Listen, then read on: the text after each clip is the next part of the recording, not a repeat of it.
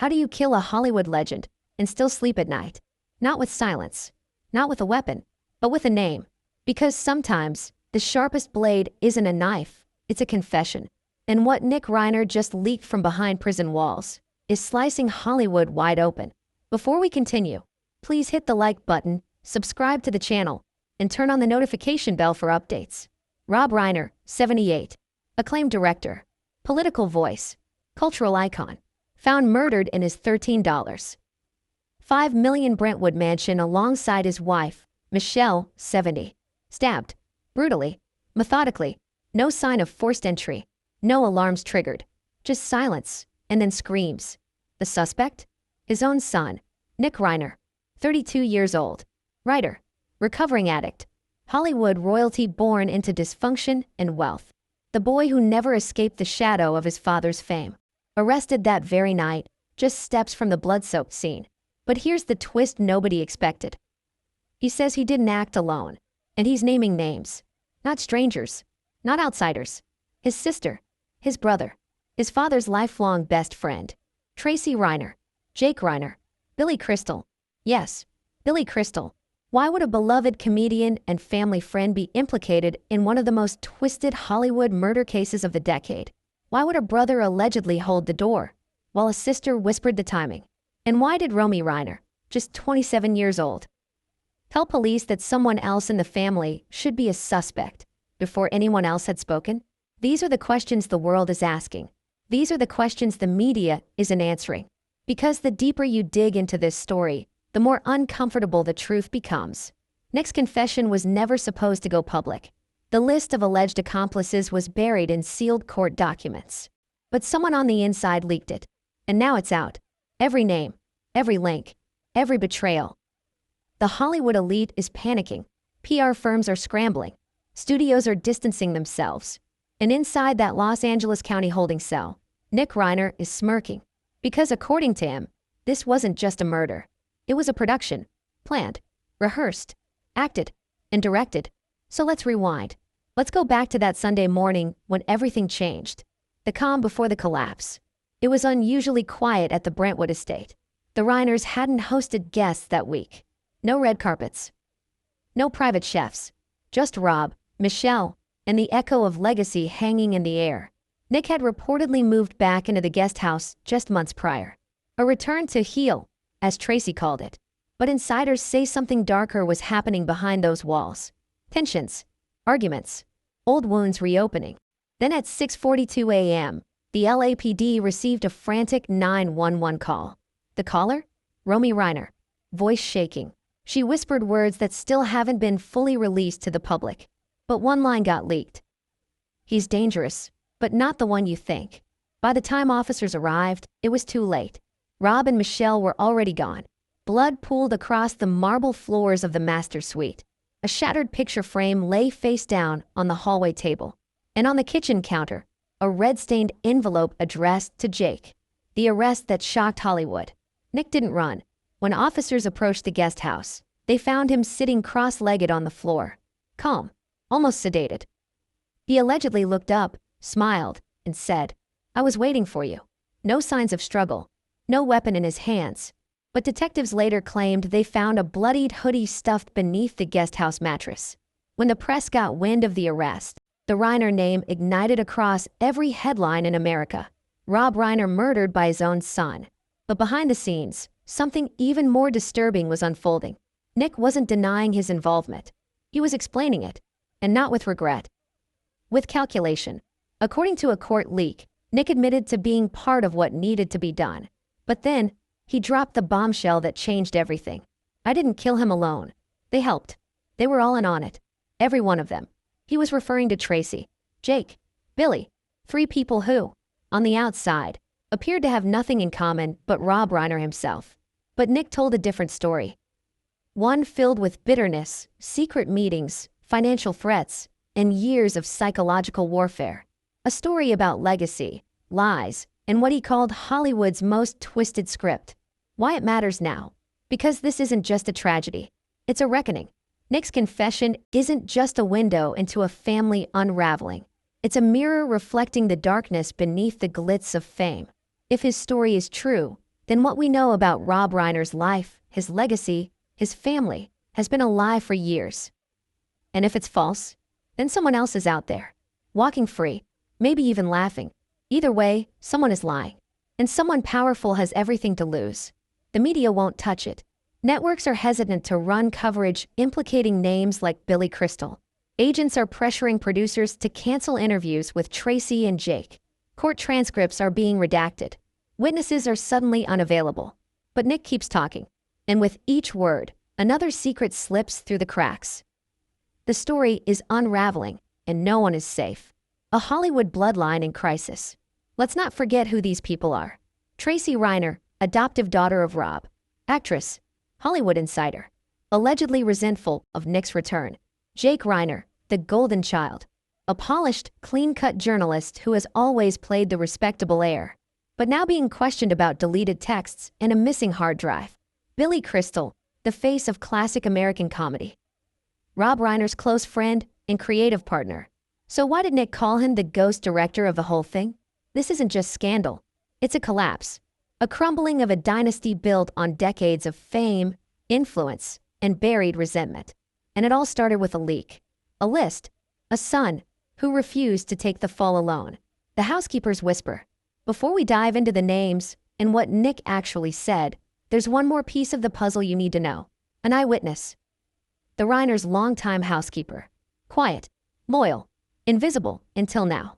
She reportedly told detectives that something felt off the night before the murders. She heard whispers coming from the theater room. Laughter. A door closing. Then a silence so heavy, she left early. She also said one more thing before refusing further comment. I saw Tracy carrying something wrapped in a blanket. I thought it was a gift, but it was too heavy for that. Her statement hasn't been made public yet. But it's been confirmed by two sources. That blanket, never found, but a similar one was pulled from a dumpster 2 blocks away.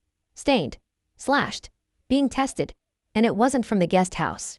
It matched the bedding in the master suite. The leak no one was ready for. 2 days ago, the full confession leaked. A prison guard allegedly sold a copy of the typed list to a tabloid. Now, law enforcement is in damage control mode. But the names are already out there. So are the motives, the evidence, the coded language, the secret tapes.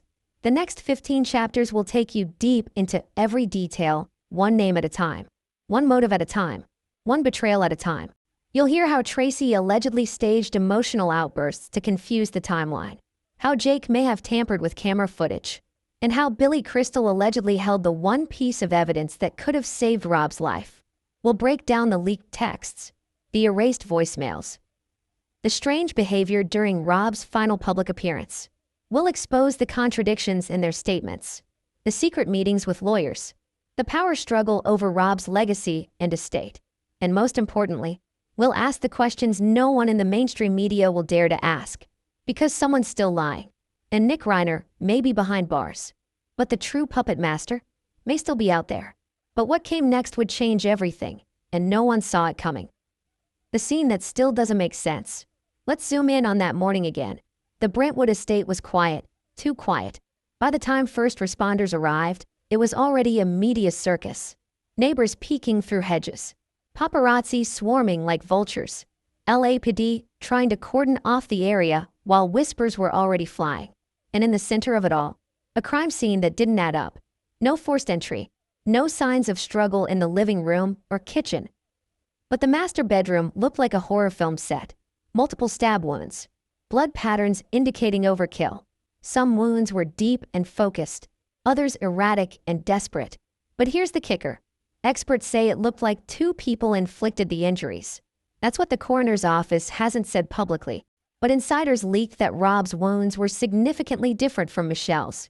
Different depth, different angles. One inflicted by someone likely left-handed, and the other right-handed. Nick Reiner is left-handed. So who was the other? Tracy? Jake? Billy? Or someone else entirely? This is where the leak becomes critical. Because Nick didn't just name his accomplices. He mapped out how each of them was involved. And the plan was more elaborate than anyone expected. Nick's alleged timeline of the murder. According to what's been leaked, Nick told investigators that the murder wasn't impulsive. It was, in his words, a production, a 3-act play. Act 1. Divide and isolate. Tracy was tasked with keeping Rob and Michelle in the bedroom longer than usual. She allegedly showed up late the night before, claiming she had surprise legal papers to discuss about a new documentary Rob was funding, one she claimed Jake was trying to sabotage. Rob let her in. Michelle was already asleep. There's no camera footage of Tracy leaving that night. Act 2. Cut the eyes. Jake allegedly handled the surveillance. He was always tech-savvy. He had helped Rob install the entire home security system. But the morning after the murder, the cameras were mysteriously offline between 2 a.m. and 5:30 a.m. Why? Because, Nick claims, Jake disabled them remotely from his apartment using backdoor software no one else knew existed. Act 3. Finale. That's the word Nick used. He claims he entered the main house at 4:15 a.m. through the side entrance that Tracy left unlocked. He says he finished what was asked of him. But the chilling part? He alleges Billy Crystal was on the phone with him during the murder, feeding him instructions, reminding him of the plan, calming him when he began to panic. That claim hasn't been verified, but one fact has. Nick's phone records show a 37-minute call to a number traced to Billy Crystal's private New York line at the exact time of the murder. Hollywood's golden friend, tarnished? Why would Billy Crystal, the face of When Harry Met Sally and a known close friend of Rob Reiner, be on the phone with Nick the night of the murder? The two hadn't been seen together publicly in over a year. Some say the friendship soured over a script Rob refused to sell. Others believe Billy had invested in Rob's final film project and stood to lose millions if it collapsed. Still, these are theories. What we do know is that Billy Crystal's team has refused all interviews since the leak. His lawyer issued a short, cold statement. Mr. Crystal has no involvement whatsoever in this case. Any implication otherwise is malicious, defamatory, and will be met with legal action. But that doesn't explain the phone call, or the texts recovered from Nick's iCloud backup. One of them read, "Make sure it's quiet. No mistakes. This is it." And it was signed, BC. Coincidence? Or coded message? You decide. A family drenched in secrets. Here's where it gets even darker. Nick reportedly told detectives that this wasn't just about money. It wasn't just about revenge. It was about legacy. He believed Rob was going to rewrite the family will, that he was planning to hand everything, his production company, his royalties, his Brentwood property, over to Jake and Tracy, cutting Nick out entirely. Whether or not that's true hasn't been confirmed. But one shocking detail has emerged. Just 3 weeks before the murder, Rob had a private meeting with his estate lawyer. The topic? Emergency redistribution of assets. He never signed the new papers. And now, those draft documents are missing, gone, stolen from the study. The study that police say showed no signs of a break-in. Only a drawer pried open from the inside. Was someone in the family trying to erase the trail? The missing evidence no one's talking about. In a Hollywood case, there's always one crucial piece of evidence. And in this one, it might be a flash drive. According to a source close to the investigation, Rob kept a digital diary, audio recordings, voice memos, thoughts, plans, fears. He often recorded private conversations, especially when dealing with family disputes. He claimed it helped him stay clear-headed. Detectives believe he may have recorded the final conversation he had with Tracy and Jake, just hours before his murder. But the drive is missing, and the only person who knew where Rob kept it? Romy, the same daughter who called 911. The same daughter who told police someone else should be a suspect. The same daughter who disappeared from social media the morning after the murder and hasn't posted since. What did she hear? What did she see? And why is she suddenly silent? The questions that must be asked. So here we are. Rob Reiner is dead. Nick is behind bars. And Hollywood is spinning. But the questions remain. Why would a son name his own siblings and a close family friend as co-conspirators? Why are key witnesses suddenly vanishing? Why does so much evidence point to multiple people, but only one is arrested? Why is the LAPD remaining silent on the list? And why are powerful names like Billy Crystal's being scrubbed from mainstream reports? It's as if the industry wants this to go away, to disappear quietly. But that's not going to happen, because this story is just beginning. And what comes next will shake the foundation of one of Hollywood's most celebrated families. Why would someone commit a double murder and then calmly sit on the floor, waiting for police? almost as if he'd just finished directing a movie scene. That was the first question that rattled the minds of detectives, reporters, and the Reiner family's closest friends. Nick Reiner, son of the legendary Rob Reiner, wasn't found hiding in an alley. He didn't flee. He didn't resist. He was sitting cross-legged in the guest house behind the Reiner family mansion, calm, silent, almost meditative. When the door opened, he looked up slowly, his eyes glassy, his hands resting on his knees. The responding officer said it looked like he had been there for hours, waiting, and what they found in that guest house was far more terrifying than anyone imagined. The room that wasn't just a room. At first glance, the guest house seemed unremarkable. A tidy kitchenette, a leather couch, some books, a few framed posters of classic films. But when the crime scene unit began inspecting closely, the ordinary became eerie. The walls were decorated with index cards, hundreds of them, lined up in rows, numbered, labeled. Each one had a line of dialogue written in thick black marker. Lines like, "He always said I'd never be good enough. Legacy isn't earned, it's taken. One last rewrite. One final act." At first, they thought it was a screenplay. But the more they read, the more they realized this wasn't fiction. It was a confession, a timeline, a scripted murder. One of the cards read, "Tracy enters 11:37 p.m., exits undetected." Another, "Disable cameras 2 a.m. sharp, Jake handles remote." The dates? They matched the night of the murder. The times? They lined up with the gaps in surveillance footage. And at the center of it all, a storyboard labeled, "Final Cut." This wasn't a living space. It was a planning room, a staging area, a director's bunker for something horrifying. The journal no one was supposed to find. On the nightstand beside Nick's bed, officers discovered a worn, leather-bound notebook. The first page read, "It all ends here. With blood, with light, with applause." Every page after that spiraled further into madness. Nick had written conversations, imagined or real, with every member of his family. In one entry, dated 2 months before the murder, he wrote, "Tracy still looks at me like I'm a burden, but she doesn't know what I know. She thinks I'm weak, but soon she'll see I've always been the one holding the matches." Another entry, "Jake pretends he's above it all. Mr. Journalism.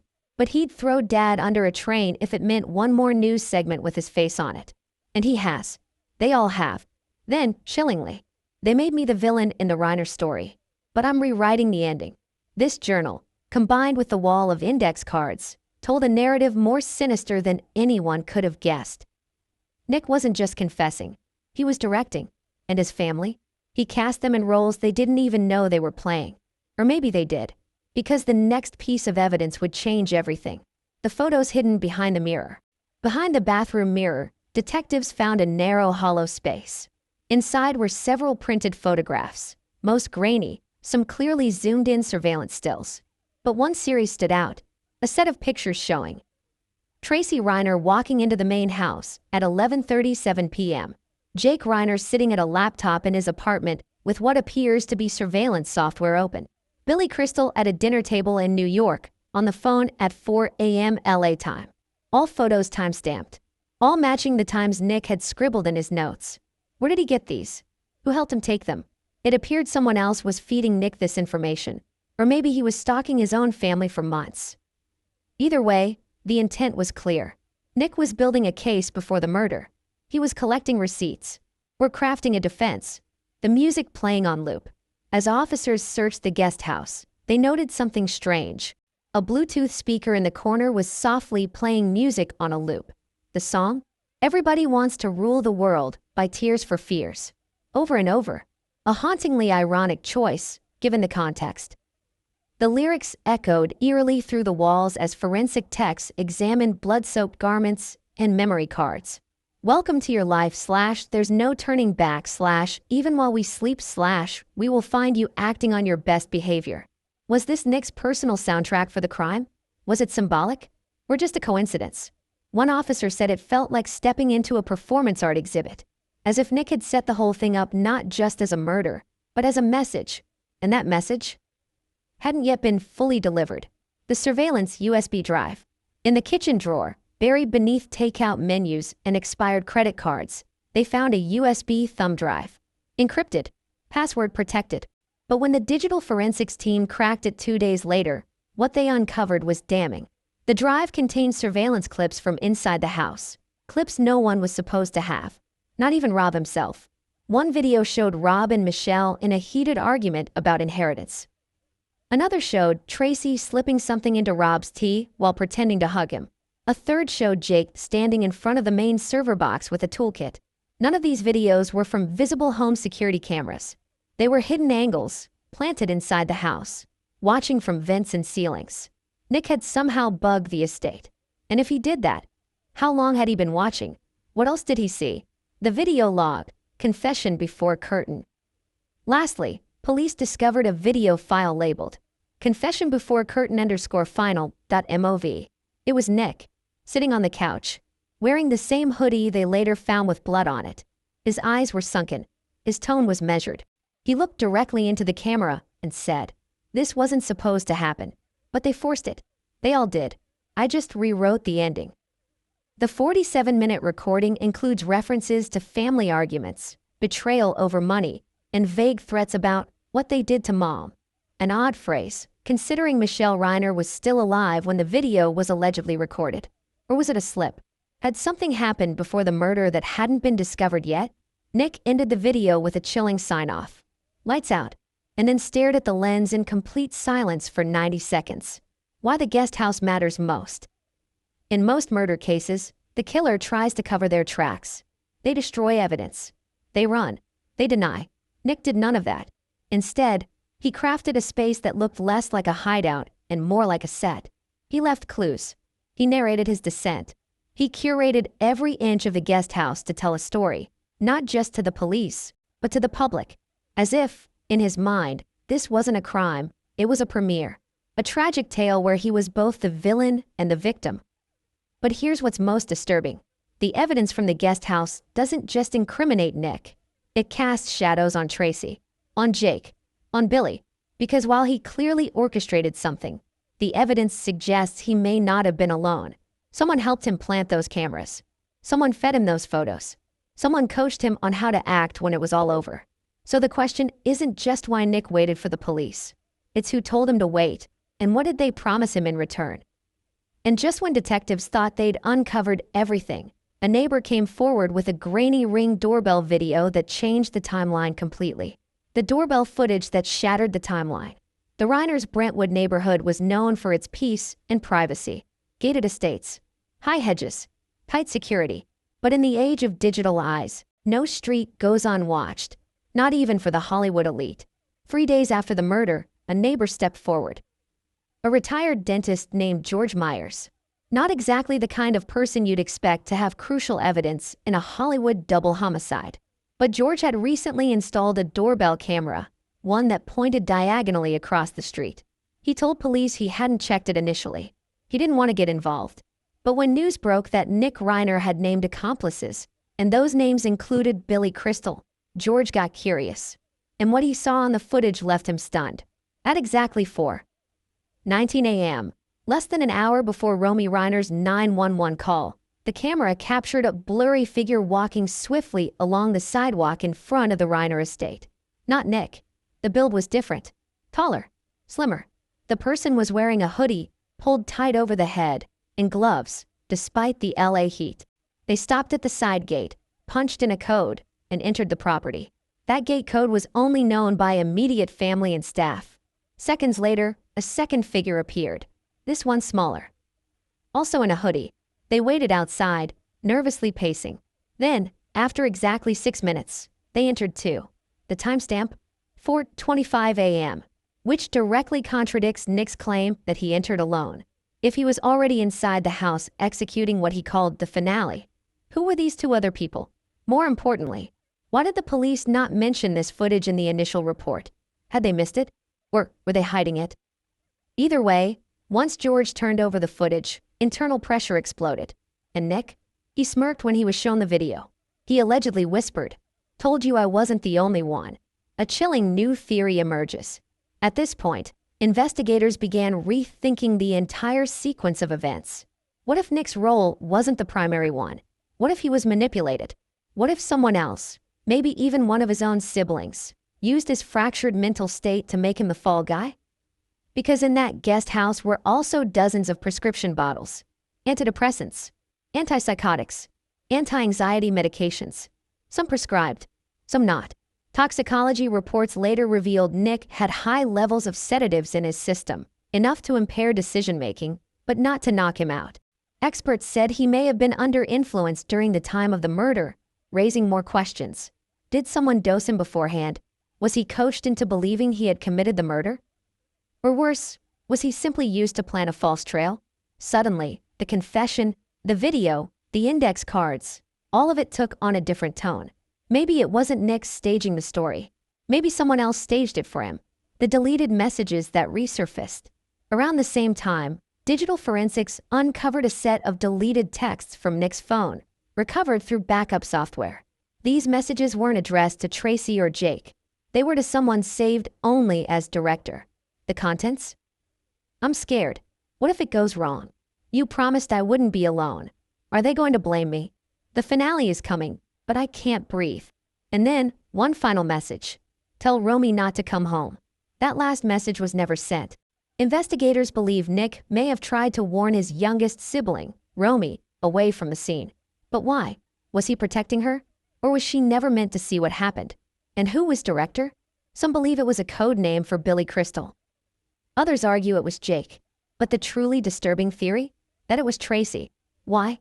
Because several entries in Nick's journal referred to her as the one who made it all make sense. The red blanket revelation. Let's rewind briefly to a detail mentioned earlier. The housekeepers claimed that she saw Tracy carrying a heavy, blanket-wrapped object out of the main house the day before the murders.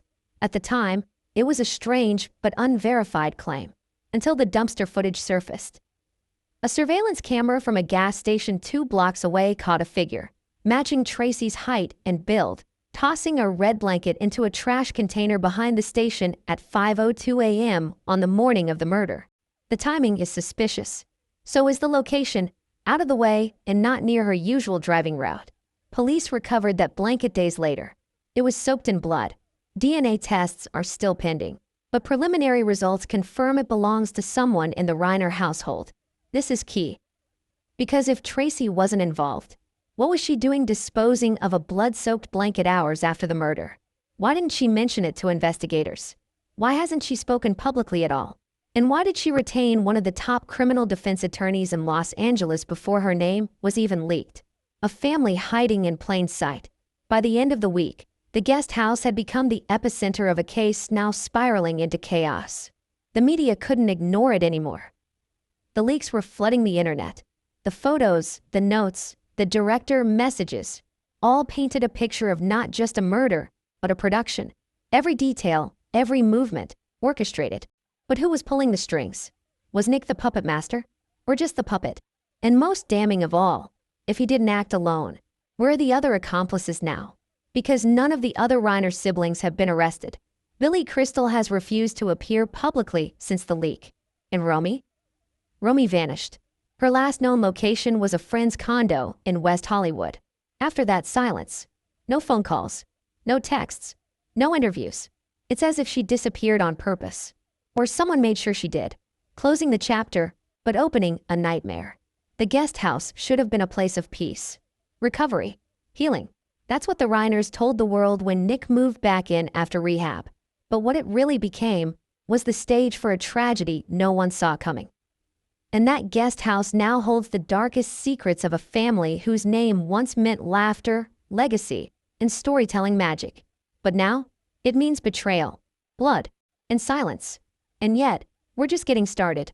Because what happened inside the guest house is only half the story. The other half happened behind the scenes in emails, diaries, and late-night phone calls. And in Chapter 2, we go deeper. Because the name Nick whispered next wasn't Tracy, it was her. The woman everyone forgot about. Until now. She walked in like nothing had happened, Nick reportedly said. But she was the one who told me how to do it. Who was he talking about? Chapter 2 will expose it. She didn't scream. She didn't cry. She just said, "You finally did it."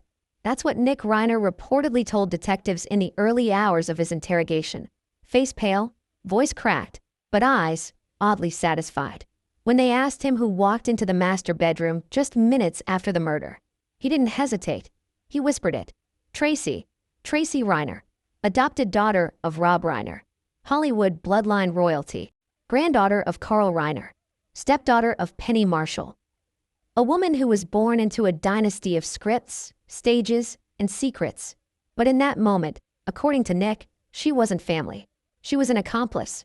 The woman who helped set the stage for the most shocking double murder in Hollywood history. And as detectives leaned in, asking what exactly she did, Nick gave an answer that chilled the room. She told me where to stab. The forgotten sister with the perfect reputation. To the public, Tracy Reiner was the quiet one, not a scandal magnet, not a headline chaser.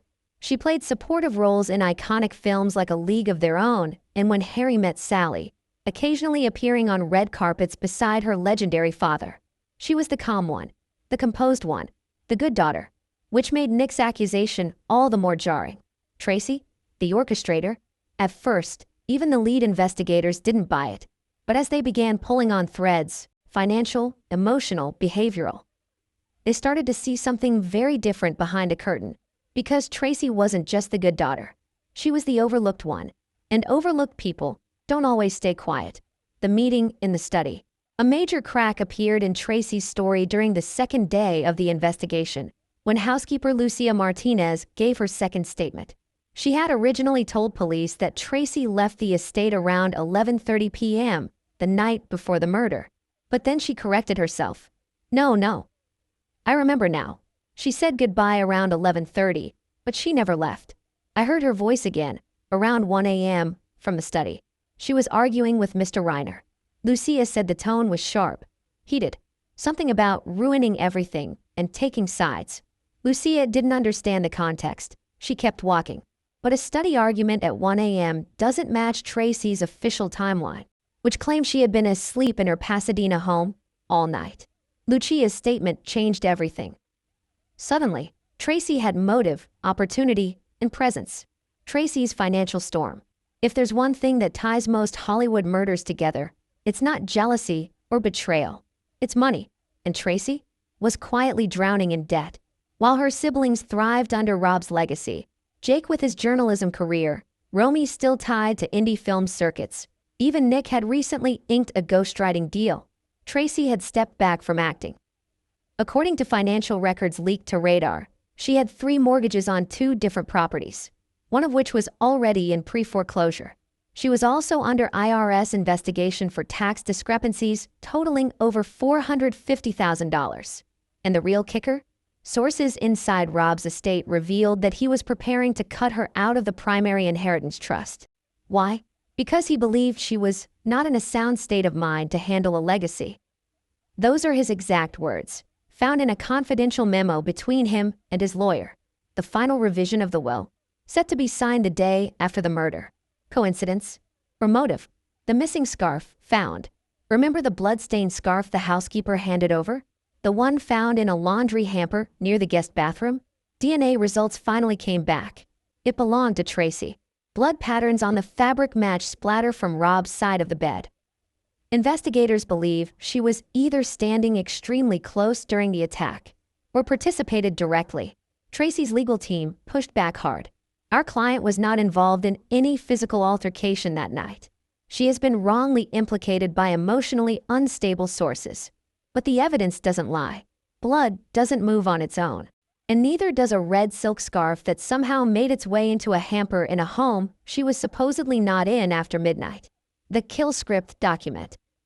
Let's go back to Nick's guest house wall, the final cut storyboard. Among the index cards, there was a document filed in a blue folder labeled Alt Ending. This wasn't part of the timeline. It was a monologue, written in Nick's handwriting. But strangely, it used a voice that wasn't his. The heading? Tracy, private voiceover. The contents? A chilling script that began with the words, "You always said I wasn't yours. You were right. I don't belong to you. I belong to the truth. And tonight, the truth ends you." Was this Nick writing a fantasy? Or was he recording what Tracy had actually said? Detectives are investigating the possibility that Nick used the writing as a form of reenactment, a way to process or relive what happened. If true, It suggests Tracy may have spoken to Rob before, or during, the murder, using words eerily similar to what's written in that monologue. Some call it delusion, others call it evidence. The missing footage from the theater room. The Reiner mansion included a private theater room, soundproof, projection-ready, with a high-end security feed. Footage from nearly every room was recovered, except the theater. That hard drive? Gone. Pulled from its casing. Wires clipped. But forensics discovered traces of a boot print in the cabinet housing the feed. A women's size 8.5 boot print. Tracy wears a size 8.5. That same night, according to Lucia Martinez, Tracy was wearing boots, not her usual heels. And when asked if Tracy ever accessed the theater room security system, Rob Reiner confirmed. Yes, that was kind of her thing. She handled all the screening setups. She knew the hardware better than any of us. So what was Tracy trying to erase? And more importantly, what did the footage show? Jake's silence speaks volumes. Here's where things get even messier. Once Tracy's name leaked, Jake Reiner, normally calm, articulate, and media-savvy, went dark. His social feeds went private. His agent stopped answering emails. Then, suddenly, Jake hired his own attorney. No charges had been filed against him, but he lawyered up anyway. When pressed, Jake's rep said, Mr. Reiner is committed to assisting law enforcement in any way possible. However, given the volatile media coverage, he has retained legal counsel to protect his rights and privacy. But one question remains unanswered. Why didn't he defend Tracy? Not once has Jake publicly supported his sister. Not a tweet. Not a press release. Not even a denial. Insiders say the siblings haven't spoken since the day of the murder. Is it because he knows something we don't? Or worse, did he know everything beforehand? Nick's words, again and again. During one particularly lucid moment in interrogation, Nick reportedly said, Tracy came to me 3 months ago, said we had to fix it before it was too late. I thought she meant rehab. Turns out, she meant dad. If true, it suggests premeditation. It wasn't a breakdown. It was a plan. And according to Nick, Tracy made him believe he was saving the family by destroying its leader. He described her tone as hypnotic, her arguments as surgical. She didn't yell. She persuaded. She appealed to his trauma, his addiction, his need to be accepted. In Nick's words, she said, he already killed you. I'm just asking you to wake up. Whether those are the words of a manipulative mastermind or the delusions of a disturbed man remains to be seen. But what's undeniable is this. Nick's entire motive points directly at her. A final piece of the puzzle, Tracy's cryptic message. 2 days before the murder, Tracy posted a photo to her private Instagram account, only visible to close friends. It showed an old Polaroid of her and Rob on the set of Stand By Me, smiling. The caption? Every story ends. Simple. Innocent. Maybe. Or maybe it was the calm before the storm. But what came next would make even Nick's confession seem tame, because the next name on the list wasn't a family member. It was Rob Reiner's closest friend, a man who made America laugh for 4 decades. A man who Nick says was there every step of the way. You don't survive Hollywood for 50 years by being lucky. You survive by knowing exactly when to smile and when to look the other way. That's what an anonymous executive from Castle Rock Entertainment told a reporter after Billy Crystal's name was leaked in connection to the Reiner murder case. And the world did a collective double-take. Billy Crystal, the legendary comedian, America's Oscars host sweetheart, the charming face behind City Slickers, When Harry Met Sally, and countless iconic roles. The lifelong friend of Rob Reiner, the best man at Rob and Michelle's wedding, now suddenly named in a murder confession? To call it a plot twist doesn't do it justice. Because what came next, surveillance records, cryptic voicemails, and a paper trail no one wanted to find, would cast a long, dangerous shadow over one of Hollywood's most untouchable names. The 37-minute phone call. Let's begin with the moment that blew the investigation wide open. According to Nick Reiner's phone records, obtained through a warrant, a call was made at 4:03 a.m. Pacific Standard Time, exactly 45 minutes before Romy dialed 911. The call lasted 37 minutes. The recipient? A private number registered to a Manhattan apartment owned by none other than Billy Crystal. At first, authorities assumed it might have been a misdial. Or perhaps Nick had the number saved under Crystal's name for shock value. But when the call was cross-referenced with tower pings and Crystal's personal travel itinerary, it wasn't a misdial. Billy Crystal was in New York that night, alone and awake. When asked by reporters for a statement, his rep responded with the now infamous line, "Mr. Crystal has no comment on imaginary phone calls made by individuals in custody." Except, the call wasn't imaginary. It was verified, logged, and possibly recorded. Because Nick's phone, per forensic investigators, had a voice memo app running during the call, and part of that audio was leaked. The audio leak, is it done? Only 26 seconds of the audio has surfaced online. No one knows who leaked it. Though insiders believe it was a tech from inside the digital evidence team. The clip begins with Nick whispering, "I don't know, I think she's still breathing." Then a low, gravelly voice responds. Then finish it. There's a pause. Then the same voice adds, "Don't F asterisk asterisk asterisk this up, Nick." Was it Billy Crystal? Voice analysts were brought in to compare the recording with publicly available clips from Crystal's interviews and performances. And while no expert has confirmed with 100% certainty, two independent firms gave a likelihood estimate of 87% and 91% match, respectively. Let that sink in. One of America's most beloved entertainers, telling the son of his best friend to finish it. If the audio is real, and early signs suggest it is, then the implications are staggering. Billy Crystal wasn't just aware. He may have directed it. The ghost director allegation, in Nick Reiner's journal, discovered in the guest house. One passage stood out above the rest. He told me it had to look clean. "You're the actor, but I'm the director." That's what he said. And I listened, because he made me feel like I mattered. Underneath the passage was a name, circled in red ink. BC. This led investigators to what they've since dubbed the ghost director theory. That Billy Crystal was the mastermind behind the murder. That he never lifted a finger, but orchestrated every detail from a distance. Guiding Nick like a puppet, knowing the troubled son would eventually snap under pressure. And more disturbingly, that Crystal may have had his own motive for wanting Rob dead. The fallout over the expose. In the months leading up to his death, Rob Reiner was reportedly working on a confidential film project, one he hadn't announced publicly, not through Castle Rock, not through any studio. It was being funded independently. The working title, The Expose. According to a close source, the project was a fictionalized dramatization of real events, an unflinching look at abuse, secrets, and cover-ups in the Hollywood elite. The catch? Many of the characters were allegedly modeled after real people. Studio insiders, executives, actors. And yes, one of them was said to be based on Billy Crystal, a comedic legend with a golden boy public image, but a darker behind-the-scenes persona.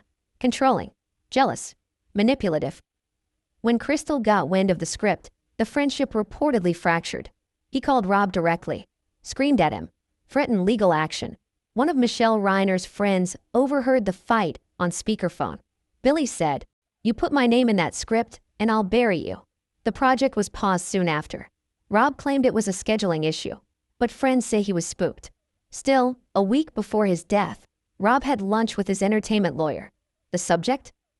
Relaunching the expose with an anonymous writing credit and a new ending. The timing? Terrifying. Billy's sudden withdrawal from public life.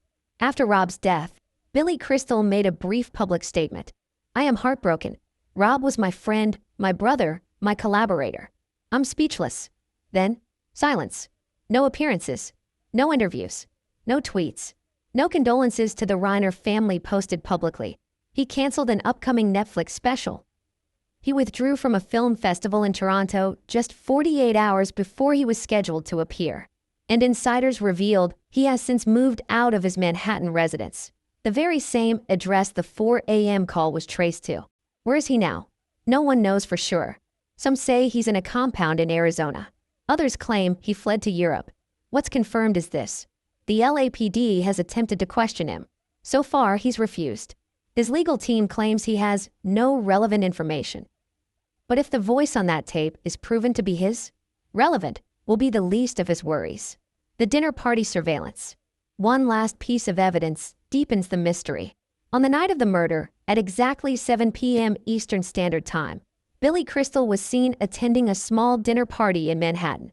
Surveillance footage from the restaurant shows him laughing, chatting, seemingly relaxed. He stayed until 10:30 p.m., then left alone. But here's what's strange. The restaurant owner later told police. Billy seemed off that night. Normally, he's the life of the table. That night, he was watching the door, kept checking his phone. Phone records confirmed he made 3 calls between 11 p.m. and 4 a.m., all to Nick's number. Only one went through, the 4:03 a.m. call, the one that lasted 37 minutes, the one that may have contained the words, "Then finish it." So why would Billy do it? That's the burning question. Why would one of Hollywood's most cherished icons conspire to murder his best friend?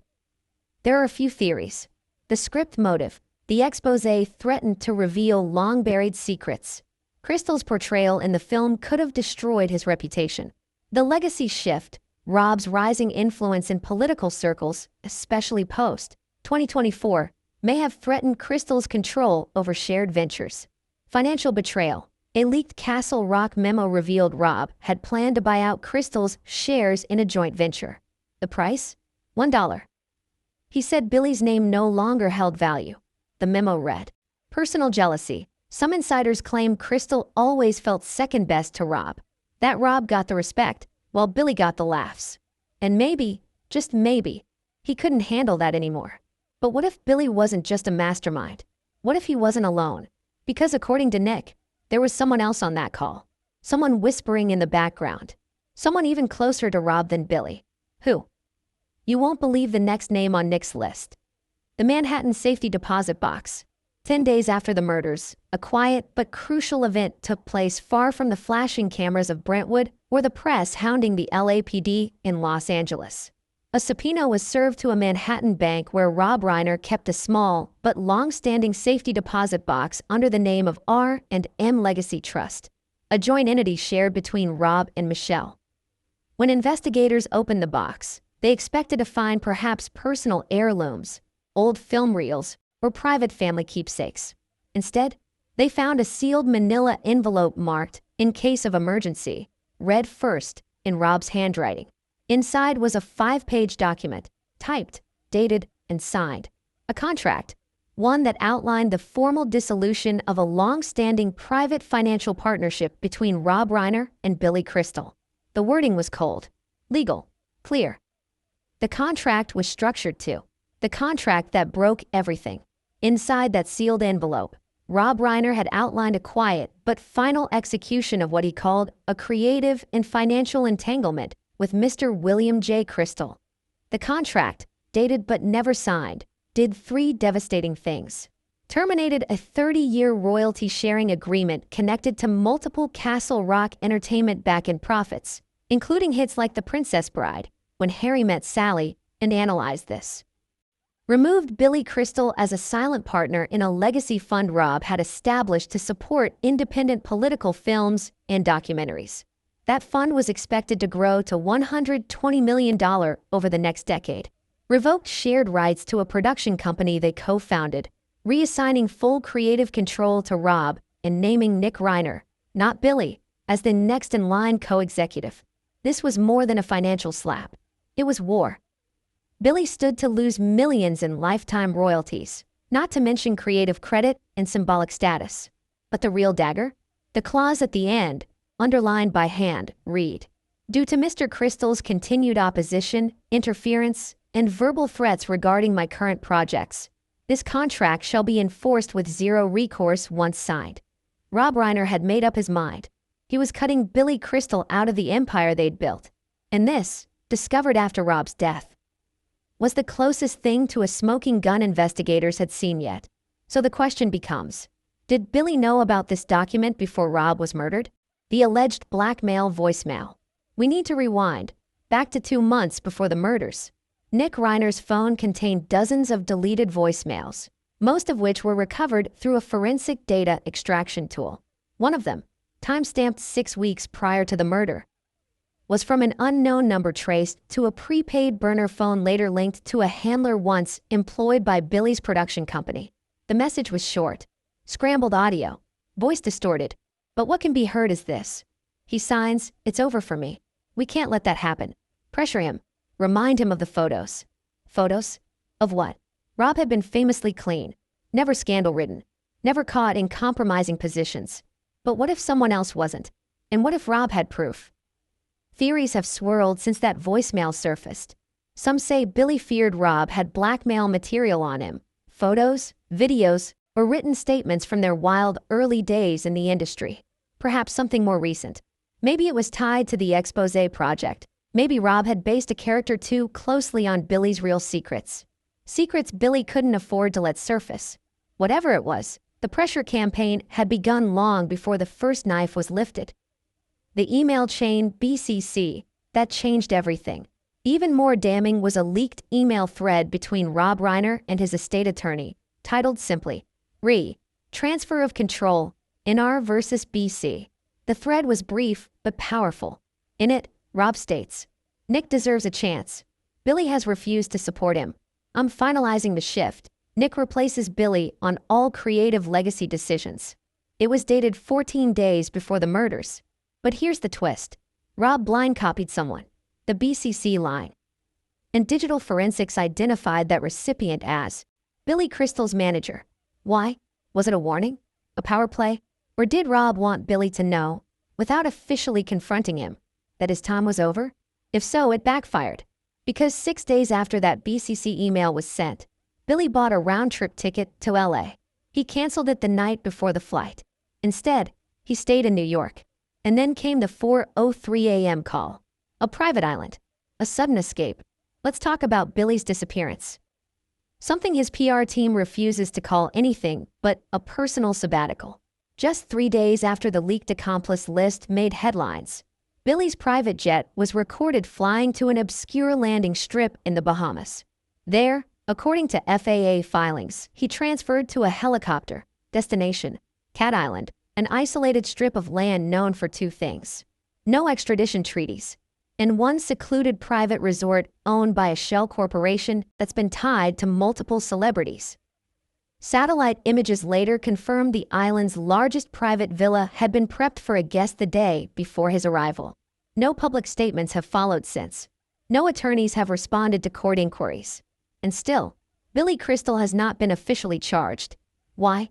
Because the LAPD says they need irrefutable proof before indicting someone of his stature. But for many following the case, it's already too late. In the court of public opinion, Billy Crystal is guilty of something. And then there's Romy. In one of Nick's most cryptic statements, he said, Billy wasn't alone on the call. I heard her. I know her voice. When asked who, Nick didn't answer directly. He just stared forward and whispered. She was always the favorite. Investigators believe he meant Romy Reiner, his youngest sister, and the first person to call 911. And if what he's implying is true, then the rabbit hole isn't just deep, it's endless. Because while Nick named Tracy, Jake, and Billy, the person in the background that night might have been the most dangerous of all. Final notes of Chapter 3. Let's recap what we now know. Nick and Billy Crystal had a 37-minute call right before the murder. A voice recording possibly featuring Billy says, then finish it. Rob Reiner left behind a document cutting Billy out of everything. A burner phone voicemail suggested blackmail. Emails BCC to Billy's team warned of his removal. Billy fled to a non-extradition island within days of the leak. Nick claims someone else was on that call, and hints it may have been Romy. So now we ask, was Billy Crystal truly the mastermind? Or was he being used, like Nick, by someone else entirely? Because the real puppeteer may not be who anyone expected. And in Chapter 4, the focus shifts to the one sibling who said the least, but may know the most. She made the 911 call. She vanished the next day. She never once defended anyone. And she may be the only Reiner left who knows the truth. He always smiled when the cameras were on, but when they were off, it was like watching a mask peel off his face. Anonymous crew member from one of Jake Reiner's early journalism segments. He was the polished one, the articulate one, the golden son of the Reiner legacy. Jake Reiner, the Ivy League graduate turned respected journalist, was the one the public never questioned. While Tracy dabbled in acting and Nick battled addiction, Jake stood tall in polished shoes, tailored suits, and flawless press releases.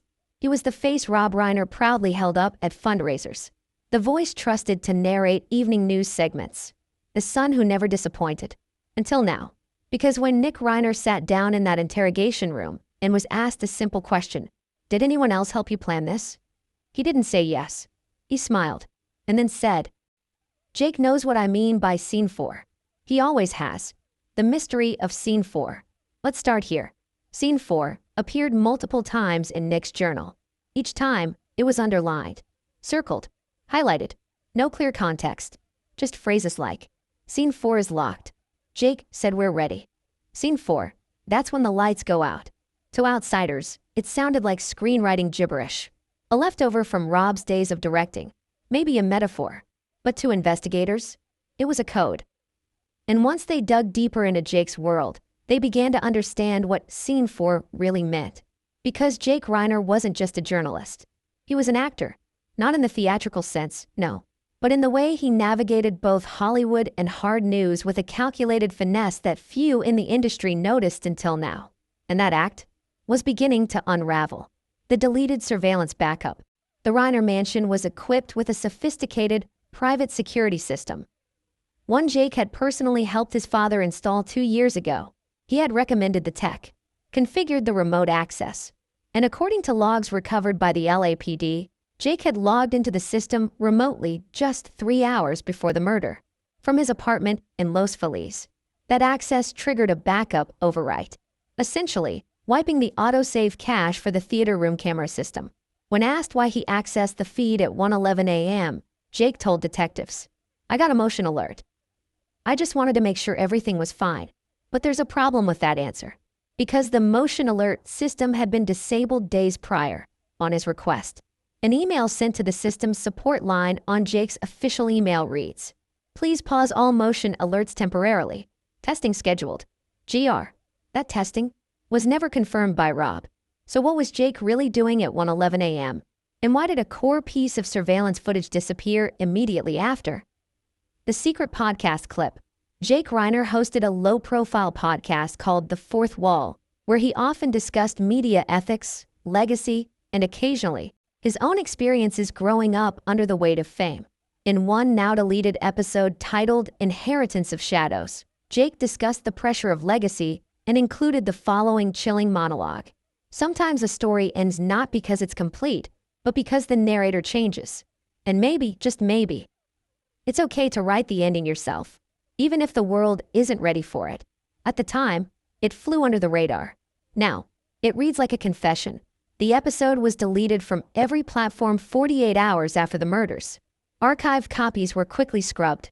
Only one recording remains, sent anonymously to a true crime channel and quietly uploaded to the dark web. LAPD has obtained a copy. They haven't commented on it. But one line stands out. Legacy isn't something you inherit. It's something you take back. Scene 4 is just the beginning. Jake's sudden lawyer up. Jake wasn't named publicly in Nick's original list. But when the leak happened, he hired a criminal defense attorney within 2 hours. Not a family lawyer, not a publicist, a criminal attorney. When questioned by LAPD detectives, Jake invoked his Fifth Amendment rights 7 times in a single interview. Each invocation was related to questions about surveillance access, his whereabouts between 1:00:5 a.m., a message found on Nick's phone with the phrase, "We're cleared for scene 4." A possible burner phone trace, the deleted podcast episode, his meeting with Billy Crystal the week before the murders, a wire transfer sent to an untraceable shell company in Delaware. What was Jake hiding? More importantly, why wasn't he defending himself? He had the platform, the reputation, the voice, but he said nothing, which, to many, says everything. The transfer of power. One of the more haunting discoveries made in Rob Reiner's digital estate was a document titled 2025 Reassignment Memo. It outlined a shift in the Reiner Foundation's leadership, transferring all decision-making power to Jake Reiner. Not Tracy, not Nick, just Jake. The memo was never signed, but it was drafted. It was ready. It was real. And attached to it, a note Rob had scribbled in the margins. Still unsure. Jake is too polished. Something I can't quite explain. Need more time. Those words were dated 3 days before the murder. It was as if Rob sensed something was wrong, but didn't act fast enough. And that hesitation might have cost him everything. The voice behind the mask. Multiple people who worked with Jake in media circles described him similarly. Charming but cold. Hyper-controlled. Always calculating. One former segment producer said, Jake never raised his voice. Never made a scene. But if you crossed him, you'd be out. Silently. Brutally. He's surgical with how he eliminates threats. That quote resurfaced when police discovered a